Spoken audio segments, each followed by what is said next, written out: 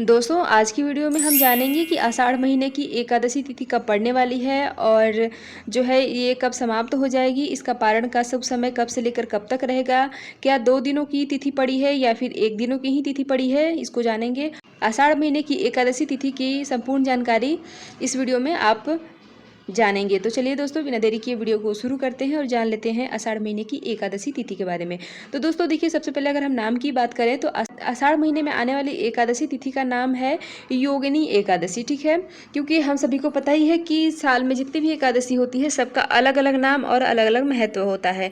तो आषाढ़ महीने की इस एकादशी का नाम है योगिनी एकादशी और इसकी तिथि जो है वो प्रारंभ होगी 21 जून 2025 को सुबह में 7:15 पे और समाप्त हो जाएगी 22 जून को सुबह में 4:50 पे, ठीक है। तो इस तरह से हम देखें दोस्तों तो देखिए, कोई भी तिथि हमें सूर्य उदय के साथ नहीं मिल रही है, क्योंकि हम सूर्य उदय के साथ जो तिथि मिलती है उसी दिन हम व्रत मानते हैं, चाहे कोई सा भी व्रत हो, ठीक है। तो अब इसमें जो है हमें सूर्य उदय की तिथि नहीं मिल पा रही है, तो ऐसे में हम किस दिन व्रत रखना है। तो देखिए दोस्तों, इस बार की जो आषाढ़ महीने की एकादशी है उसमें 2 दिन का व्रत रखा जाएगा, एक 21 जून को और दूसरा जो है वो 22 जून को, ठीक है। और इस बार की जो एकादशी तिथि है वो क्षय हो गई है। एकादशी तिथि जो प्रारंभ हो रही है उसमें भी सूर्य उदय के बाद प्रारंभ हो रही है और जो समाप्त हो रही है वो सूर्य उदय के पहले ही समाप्त हो जा रही है। तो ऐसे में तो इसलिए ये दोनों तिथियां सूर्य उदय को नहीं देख पा रही हैं, ठीक। तो जब दोनों तिथि यानी कि प्रारंभ और समाप्त की तिथि में से कोई भी तिथि सूर्य उदय को नहीं देख पाती है उसे ही तिथि को क्षय होना बोला जाता है, कहा जाता है, ठीक है। तो इसलिए ये जो एकादशी का व्रत है वो 2 दिन का रखा जाएगा, 21 जून और 22 जून को, ठीक है। अब दोस्तों देखिए, जो भी लोग व्रत करते हैं और पूजा पाठ करते हैं तो 2 दिनों का व्रत है तो आप पूजा पाठ तो दोनों दिन कर सकते हैं, लेकिन व्रत वाले दिन जैसे कि 2 दिन का व्रत है तो दोनों दिन का पारण जो है अलग अलग हो जाएगा, क्योंकि 2 दिनों का व्रत है। तो अब जो भी लोग 21 तारीख को व्रत करते हैं उनका पारण 22 जून 2025 को दोपहर में 1:44 से लेकर शाम के 4:30 तक का जो समय है वो है एकादशी पारण का समय, जो लोग 21 तारीख को व्रत करेंगे, ठीक है।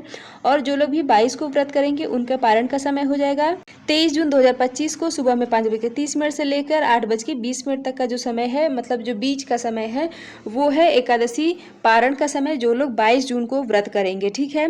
तो दोस्तों देखिए, अगर जो लोग भी 21 तारीख को व्रत करेंगे उनके जो पारण का समय है वो दोपहर से मिल रहा है, ठीक है। और दोपहर से जो बहुत सारे लोग जो हैं वो नहीं रह पाएंगे, तो ऐसे सिचुएशन में आप जो है 22 तारीख का व्रत भी कर सकते हैं।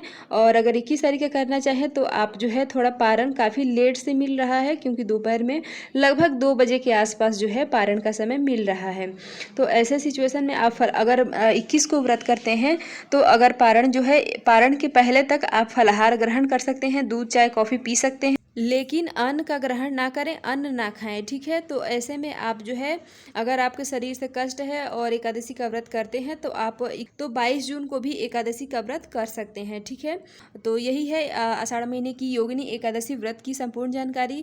और जो है दोनों दिन एकादशी की तिथि है, तो ऐसे में आप क्या करें कि जैसे तुलसी माता में हम जल देते हैं और एकादशी व्रत के दिन नहीं देते हैं, ठीक है। तो ऐसे में आप क्या करें कि जिस दिन आप पूजा करें, जिस दिन आप व्रत रखते हैं उसी दिन आप एकादशी को माने करें और उसी दिन तुलसी माता में जल ना दें, और बाकी के दिनों में आप दे सकते हैं। यानी कि अगर 21 को आप मानते हैं तो 21 को जल ना दें और तुलसी पत्र ना तोड़ें, और 22 अगर मानते हैं तो 22 को तुलसी पत्र ना तोड़ें और जल ना दें, ठीक है। और इसमें हम भगवान विष्णु की पूजा करते हैं तो आप जो है तुलसी माता की दूर से ही प्रणाम कर सकते हैं। बाकी सीजनल फलों का भोग लगा सकते हैं, और जो भी भोग लगाएं उसमें जो है तुलसी पत्र रखना ज़रूरी है। और दोस्तों, जो लोग भी 1 दिन का चावल का त्याग करते हैं एकादशी के दिन, वो भी किसी 1 दिन ही करेंगे। अगर आप 21 को करें तो 22 को चावल खा सकते हैं, और अगर 22 को एकादशी मानते हैं तो आप 21 को चावल खा सकते हैं। आशा करती हूँ कि जानकारी आपको अच्छी लगी होगी। वीडियो पसंद आया हो तो लाइक करें और साथ में चैनल को भी सब्सक्राइब कर सकते हैं। तो दोस्तों, मिलती हूँ इसी तरह से एक और नए वीडियो के साथ, तब तक के लिए हर हर महादेव।